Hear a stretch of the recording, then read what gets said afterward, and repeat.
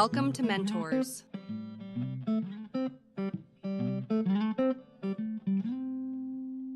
Hey there, I'm Kiki Winters with Mentors, and we have David Card, the founder of Poor David's Pub, a place many consider a living archive of Texas music culture and a true icon in Dallas music history. Since opening in 1977, originally as a little spot called Eat and Run, before becoming Poor David's Pub, David has kept the doors open longer than any other music venue in the city under a single owner. Known as a listening room, it's where songwriters, blues musicians, acoustic storytellers take center stage. Over the years, artists like Lyle Lovett, Stevie Ray Vaughan, the Dixie Chicks, Townes Van Zandt, Miranda Lambert, Marin Morris, and many, many more have all come through the doors. Drawn to a room that's simple, intimate, and unapologetically music first. In a city famous for polish and flash, Poor David has always been the friendly Texas counterpoint, deliberately setting aside the glitz to honor the craft of the song. Because around here, if someone starts talking during a quiet verse, they'll get the kind of side eye usually reserved for people who put ketchup on brisket. Howdy, David Card. Welcome to Mentors. Howdy. How you doing? I'm doing great. I'm so glad to see you and be with you today. You know, when I heard Poor David's was closing, I had a scream. And I bet many other people in Dallas let you hear so how they felt Yes. about you closing. So, but Yes, that's I not did the hear. case now. Yeah. So the I icon got many, continues. responses of it can't be so. No, tell me, don't tell me that's so. Don't tell me it's so. We got Right. to have poor David's because around this glitzy city of Dallas, Texas. So you kept it real. Yeah. So thank you for all you've done over the years. It's been wonderful. So anyway, when you first started back in 1977, that's amazing. Were you consciously creating a counterculture refuge in Dallas, or did it happen naturally based on your awesome personality? Well, it sort of happened organically and naturally. Yeah, I had no idea that I was going to survive. Um, in March the 16th, we're in March already, but on March the 16th, we will have accomplished 49 years. So that's a long time. 49 years, and it continues. Thank goodness. So, you know, your pub functioned like an unofficial incubator for all the up and coming stars. So I bet you have a few stories to tell. Well, I do have many stories to tell, but uh, where should we start? Well, let's see. Uh, Where let shall we start? Well, I mentioned some names. Did I leave out some of the ones you want to mention? I mean, those are kind of in the past, but there's so many up and coming ones now. Um, Sean Pittman, Jerry Don Branch. Oh, so many have come through your doors. But you're the one telling the story here, so Well, let me start with the first time I realized that people would pay for quality live music, excuse me, and that was the Steve Fromholtz story that we have previously discussed, and but I'll just remind you of the event. Um, it was, and I got to step back to 1978 when I booked Mother of Pearl, uh, and I thought it would be successful. Um, but I lost $300 on the show. And Craig Hillis, who was at the time Steve Fromholtz's agent, called me and said, um, "Why don't you book Steve Fromholtz in there?" And I said, "Well, I'm not doing any heavy guarantees or any guarantees, because I just lost my butt on a show in December the 10th. It was December the 10th. I remember that. And I said, so I'm not doing any guarantees. And he says, well, I'll tell you what. Craig Hillis said, take the first $100 off the door and spend it on advertising, and we'll see what happens. So we booked Thursday, Friday, and Saturday. Thursday, we had about 50 people come in at $4 cover, $4 charge at the door. isn't, isn't that crazy? That's Um, crazy. yeah. Back in the And good old then days. so 50 people, I said, that's not a bad start for a Thursday night. And then on Friday, we had 100 people, and the capacity of the club happened to be 100 people. And so I says, well, that's pretty good.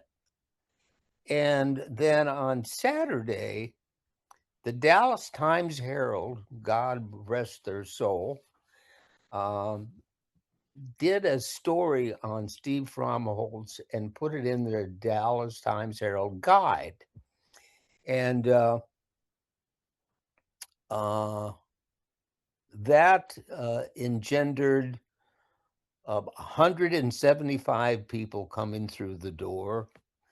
And we were just 100-seat capacity club. So they were sitting on the floor at his feet. They were Oh, sitting on chairs. They were sitting at a riser area. They were sitting on bar stools. They were sitting on the bar itself. Show, and I realized, I said, well, maybe this is possibly going to work. And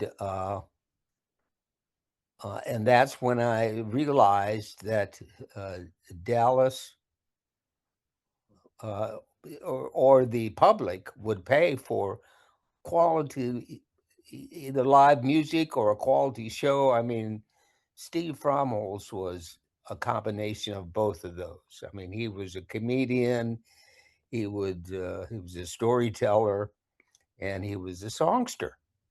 And uh, and so then I concluded that Fromholtz, um, I'm going to bring him back as soon as I can, which was next May, by the way. It was May of '79, but that was sort of one of the stories uh, uh, that convinced me that Dallas would pay, the public would pay for quality live music. So, and that was a turning point, I'm sure, in your career of yeah, keeping the doors open.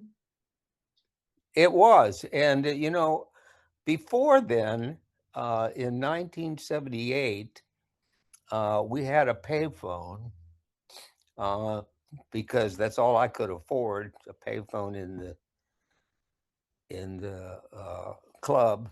And I went to the register, and I picked out a dime from the register, and I was going to the payphone to make a call, to call a business agent. And I said, I'm just going to sell my business. It's not doing well enough. And before I got to the payphone, the phone rang. The payphone rang, and I picked it up and I said, Port David's Pub. And he said, who's playing this weekend? And I think it was Uncle Walt's band. You know, I don't remember way back then, but it may have been Uncle Walt's band. He says, and the caller said, well, good. I'll be there and I'll bring some friends. So I never made that phone call to the business broker. And that was another a turning point in Port David's Pub history early on. Yeah, that was the fickle finger of fate right there. Person May that have been. picked up. Well, thank goodness for that phone call. And you said that was 1978. That I think, yeah, as I recall, it was before the Fromholz played, when I sort of had a rebirth and a re-enthusiasm. I got re-enthused about the live music club business, and yeah, I think it was 78. wow.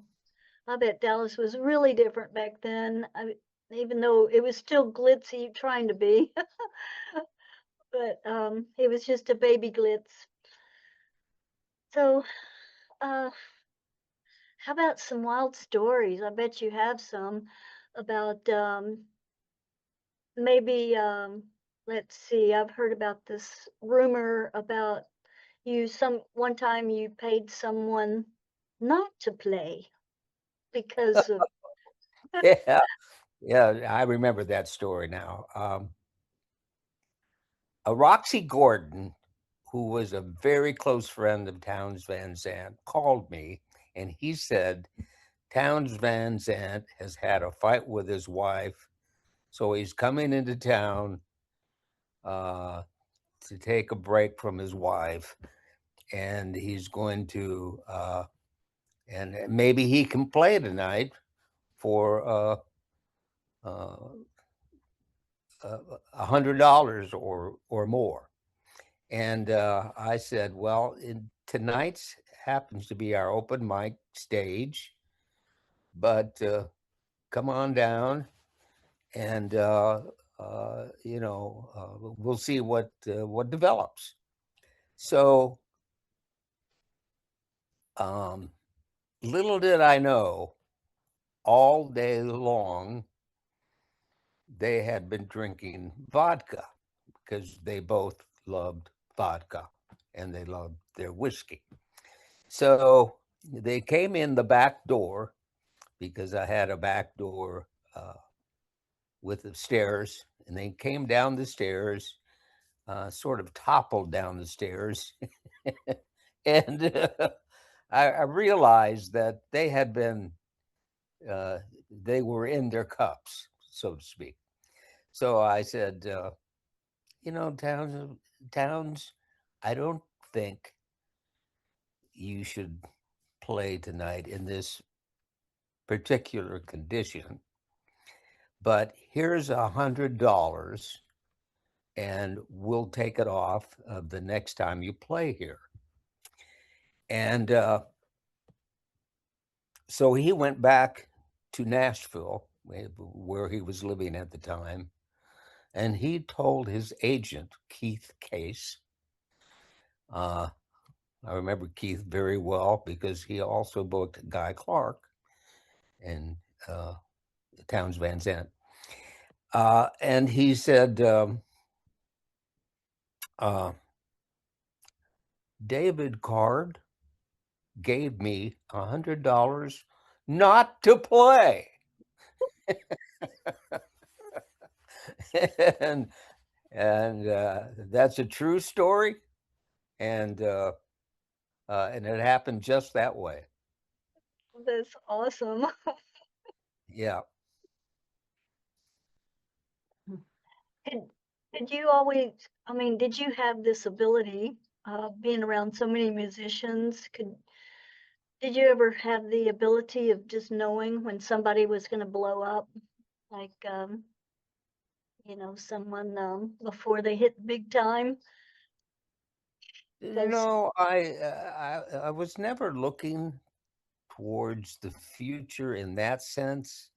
I was just happy that they were, you know, uh, capable of playing on my stage, and for small pay normally compared to what they could make, and eventually they did make.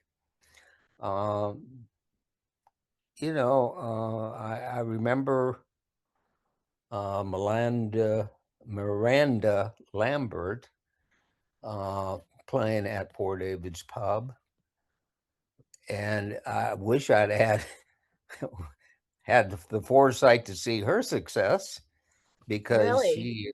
she was got to be big time. And Maren Morris always also uh, uh, got real blown up and hugely successful. And she was a finalist in the B.W. Stevenson contest when she was 13 years old. And she first played Poor David's Pub when she was 11. Oh Yeah. my So, gosh.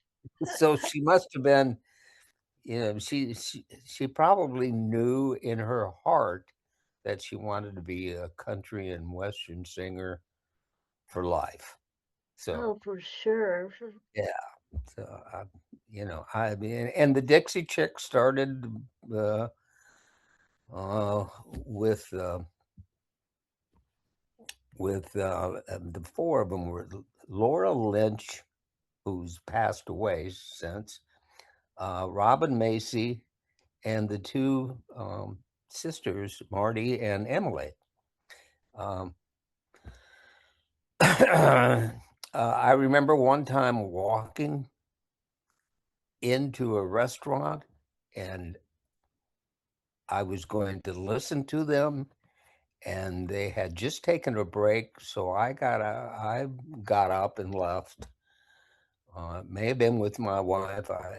I don't remember uh, if I was accompanied by anyone else, but I was walking down the street, and Laura Lynch ran out of the door and said, "David," and she chased me down. She says, "David, you've got to hear this group. It's uh, it's it's perfect for your place, and you got to hear it." So they all came out and played a song for me on the sidewalk. Oh my And gosh. yeah, on the sidewalk in front of some restaurant on Knox Henderson. I think it was Henderson Street. Um, and uh, I lost my train of thought. I forgot what I was going to So they were say. playing on the sidewalk, and did that Yeah. draw a crowd, or was No, they didn't. They did draw the attention of the stragglers who came by. And they said it looked like they said, "Well, what the hell's going on here?" yeah. And that was the birth of the Dixie Chicks at Poor David's Pub, and uh, and next October or November they opened for Alan Damron.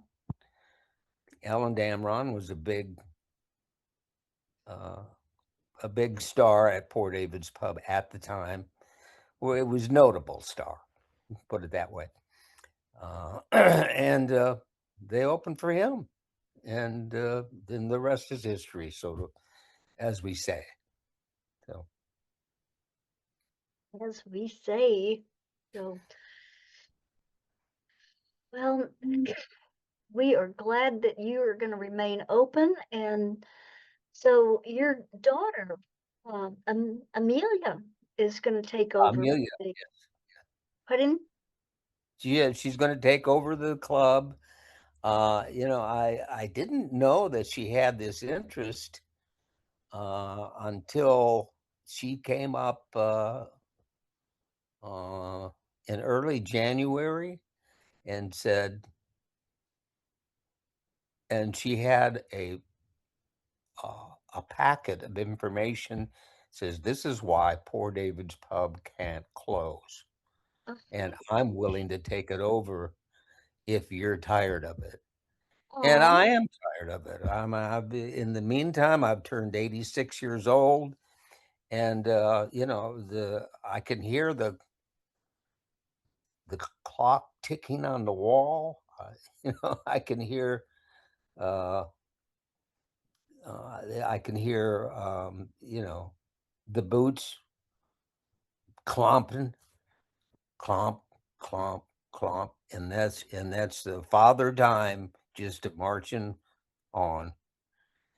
So that's where I am at this point in my life, and I was just so I intended to sell the building back to the guys who sold it to me, but she came up with this idea of taking it over and continuing the tradition and the legacy of Port David's Pub. So I'm all for it. we are too. I mean, we meaning all your many fans that support you and support Poor David's Pub. And it is it is has been our hangout and go-to place when we want to get away from the glitz in Dallas, and it's just about the only place really in this glitzy city. But we're so happy, and what a great surprise that she gave you of taking over the pub. Oh, yeah. Yeah, I was mildly shocked, but I didn't know that she had that interest. She just got a master's degree in social work from the University of Texas in Austin, and I thought, and I asked her, I said, "Well, about your social work business?" She says, "Well, I can't think of a better way to bring uh, social work to the masses than through music," and so she's pursuing that direction, and I'm I'm happy for it. And we are too. And she's gonna need that degree, having to deal with the situations. Do you have any funny situations that's happened in your club that come to mind right off that the public might want to hear about? Well, there was one guy. He was a male performer, and I forget his name now. But the detectives came in and said, "We're looking for this particular artist." And I said, "Well, he's up on stage right now." And then they hung back and they said, "Well, we'll just wait till he finishes his set." And then they went up and arrested him and took him out the front door, or I think the front door, and they arrested him off stage. and and I didn't get the full details of what maybe he jumped bond or something like that, and he was uh, a wanted uh, criminal. Apparently they, but they did wait until he finished his set, and then they went up on stage and arrested him. What a closure! Yeah, That was entertaining. Indeed it was, and I don't know how we finished off the night, but um, we probably just closed down, afterwards, or we talked about it, and I'm not. I'm not sure how the evening unfolded after that, but I do recall that uh, I can think of his name eventually, but I can't right now. But uh, Well, and it happened that way. I mean, they waited until he finished the set, and then they walked up on stage and introduced him, showed their credentials, and said, "Well, you're under arrest for something or other."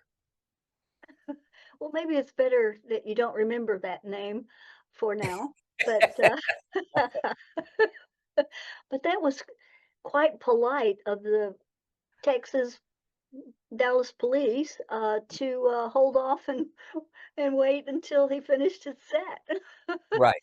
Now that was kind of them. Yes. Yes, that's Dallas politeness right there. Hmm. We're known for being friendly. Yeah. So did the police order drinks while they waited? No, they did not. They didn't drink on duty, but they did kindly waited at the door until he finished his set. Oh, And that's some pressure right there if he saw him. yeah, so How about bar fights? You ever had any any bar fights? uh, you know, one of the reasons I switched to live music, because I used to own a club called Bo's Place on Oak Lawn, across the street from the original Marty's liquor store, who happened to be my landlord at the time. And one day a trio came in from uh, uh, they were, I think they were on their way to New Orleans, and they wanted to play for tips only. And I noticed that when they played, and by the way, there was a one arm harmonica player, and he would really rail against that harmonica. And he, and I noticed that, and they played for tips only, and they made a certain amount of tips, enough where they could get a meal and the gas for going down the road. And I noticed that at the time, the customers drew attention. The customers in the place drew attention to the live music, and they were better behaved. They were listening to the live music. It was a show, and it was entertaining, and they were just better behaved. So I decided that maybe live music is the way to go from Bo's Place. And that's when I started looking for another place to purchase, and one came up for sale, the Eaton Run, as you mentioned previously. And when it came up for sale, I bought it in 1976, October of 76, I believe. And then they allowed me to work on their license uh, until it expired, and it expired March the 15th. That's how I remember that March the 16th is the anniversary. And and when I walked into the club for the first time, I put a song on the jukebox. I played a song on the jukebox. It happened to be Dream Weaver. Dream Weaver. Yeah, Do do my do do do. fave. Ooh, yeah. Yeah, and it was, and it sounded very good in the room because the room had high ceilings uh, and carpeted. It was carpeted, and uh, it just sounded very good to me at the time. And so I said, maybe I can bring Bo's place over here. Uh, and then I owned the Eat and Run for a while until its license expired. And then I had to start with my own license, and I named it Poor David's Pub on March 16th. March the 16th of this year, we'll turn 49 years old. So, Congratulations. We're running out of time, David, but thank you so much. And I will see you Saturday at the KNON Blues Fest. Looking forward to that. okay. Well, is the Blues Fest this weekend, this Saturday and Sunday. And Gary P. Nunn, Dale Watson, the 12th of March. Gary P. Nunn on the 13th of March. Thank Oh, you. great. That is awesome. Well, thank you so much. And we will talk soon. See you. Okay. See you Let's Saturday. let's do this again. Okay, David. All Thank you right. so much. Bye Bye now. for now.